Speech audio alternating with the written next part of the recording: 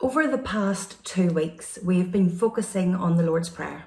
And the Lord's Prayer is great and probably one of the most well-known prayers all over the world. And I'm sure the one we all know pretty well and could probably say in our sleep. In cells and hopefully throughout the week too, you've remembered the catechisms that have helped us really unpack every line in this prayer. We hope that you've been challenged to consider how each line is a blueprint that Jesus gave his disciples and through the Bible to us also to help give focus and structure in our prayer time with God. Let's read it again in its entirety as we start tonight. Our Father in heaven, hallowed be your name. Your kingdom come, your will be done on earth as it is in heaven. Give us this day our daily bread, and forgive us our debts, as we also have forgiven our debtors. Lead us not into temptation, but deliver us from evil. To finish this series, we are going to take a look at another prayer of Jesus this evening. And this is probably the toughest prayer he ever had to pray. When I was asked to take part in this teaching series, the very first prayer that I thought of was the one that we're going to unpack a bit this evening. And it's the one that has always challenged me the most personally on my own journey with God. So first, let me set the scene. This prayer is found near the end of Matthew's Gospel. And at this point, if you've read through the Gospel, what you will see is the following events that have unfolded. Jesus has called his disciples and began his ministry. He has performed many miracles. He has taught his disciples and sent them out. He has preached to huge crowds. He has ruffled feathers of religious leaders and many others along the way. He has arrived in Jerusalem, gathered his disciples together and had the Last Supper with them. We all know where the story is heading. But before the darkest day, we pick up the narrative with Jesus heading to the Garden of Gethsemane with a couple of his disciples to spend time in prayer with his Father. Matthew 26 verses 36 to 46 says this. Then Jesus went with his disciples to a place called Gethsemane, and he said to them, "Sit here while I go over there and pray." He took Peter and the 2 sons of Zebedee along with him, and he began to be sorrowful and troubled. Then he said to them, "My soul is overwhelmed with sorrow to the point of death. Stay here and keep watch with me." Going a little further, he fell with his face to the ground and prayed, "My Father, if it is possible, may this cup be taken from me, yet not as I will, but as you will." Then he returned to his disciples and found them sleeping. "Couldn't you men keep watch with me for 1 hour?" he asked Peter. "Watch and pray so that you will not fall into temptation. The spirit is willing, but the flesh is weak." He went away a second time and prayed, "My Father, if it is not possible for this cup to be taken away unless I drink it, may your will be done." When he came back, he again found them sleeping because their eyes were heavy. So he left them and went away once more and prayed the 3rd time, saying the same thing. Then he returned to the disciples and said to them, "Are you still sleeping and resting? Look, the hour has come. The Son of Man is delivered into the hands of sinners. Rise, let us go. Here comes my betrayer." What a night and what an experience.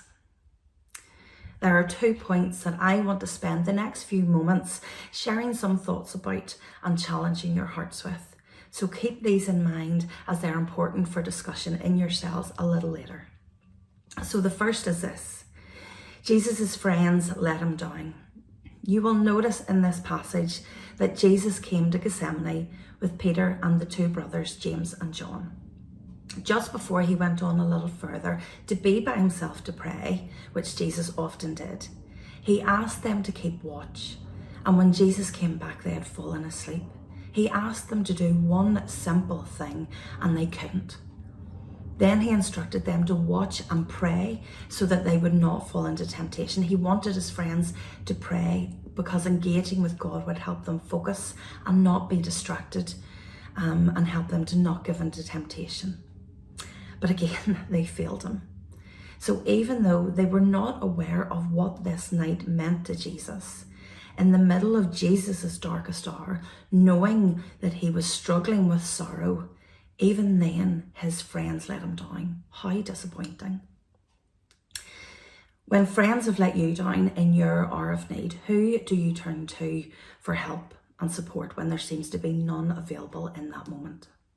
Hold that thought and we'll come back to it.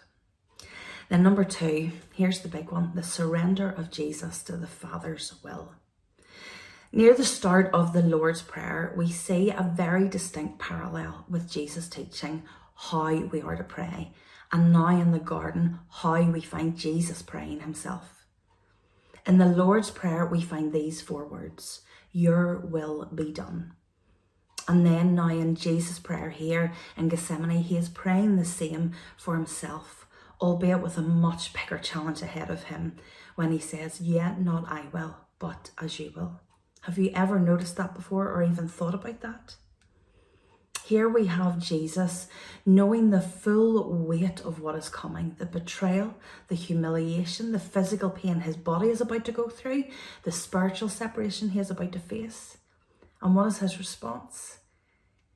He willingly surrenders his whole self to the Father's will. Think about that. Take a moment to think about that, how in his darkest hour, knowing the horror of what was to come, he surrenders to his Father's will. Wow. This moment is absolutely crucial, not only for what was about to unfold for Jesus, but also for what that means for us too. So what does this incredible prayer that Jesus is praying look like for us when we come to praying, Lord, your will be done in our lives? In my experience, and I'm sure you and your leaders could share as well, surrender is not easy. Surrender when things in our lives are going well is a bit more straightforward. But what about when we're potentially facing really tough situations and disappointments? I know many of you will know my story, or at least parts of my story, okay? My entire life, all I've ever wanted was to meet some nice Christian guy, fall in love, get married and have a family. And I'm about to turn 40 next month. I know you'll all be thinking, no way, Emma, you don't look it. And I really appreciate that, but it is true. But I'm not married. I don't have my family. My heart's desire for marriage has been a massive journey for me with God, and there have been so many ups and downs and disappointments and frustrations and massive confusion. Lots of questions to God asking, why is this just not working out for me? And for my journey, this is why this particular prayer of Jesus means so much to me personally. As I look at this Garden of Gethsemane passage for myself, and have done many times over the last number of years, I have found as I've struggled with my journey and trying to understand why this hasn't worked out for me. Firstly, my friends didn't have the answers for me, so I had nowhere else to turn to but God, and it's okay that my friends didn't have the answers for me. But here when I look to Jesus, I'm deeply challenged to think about Jesus giving up what he would have desired when he asked for this cup to be taken from him, and entrust his life to God's purposes for him. And if Jesus can do that, knowing that the purpose of his surrender was to save me, then surely I can surrender my desires to God too. We see in this example with Jesus that surrender is hard. It's not meant to be easy, and it costs massively to surrender to God and to surrender to God's will for your life. So let me finish with this. What is even more incredible about this particular prayer is this. With Jesus surrendering to his Father's will, knowing the horrific death he was going to face, the pain of separation from his Father, his purpose and God's will in this act was to make a way for us. Don't forget, the glory of Sunday was coming. Through that sacrifice, and the glory that was coming means that there is hope for all of our lives. So when things don't work out, if people let us down, when difficulties in our lives come, surrender to God. He will never leave you. He will never forsake you. He's never going to let you down. And no matter what comes or doesn't come in your life, because of Jesus surrendering to his Father's will for us, we have a glorious, immeasurable hope that we can hold on to in God that carries us through everything in this life and will take us ultimately into a wonderful eternity with him. There have been a lot of challenges in this series in how we approach prayer personally. But as a cell group and part of the body of Christ, praying together and for each other is just as important. Spend some time now working through the questions, and I want to encourage you to really think about what this example of a surrender prayer from Jesus really means for you and your walk with God. Be open and honest with each other and enjoy your time together.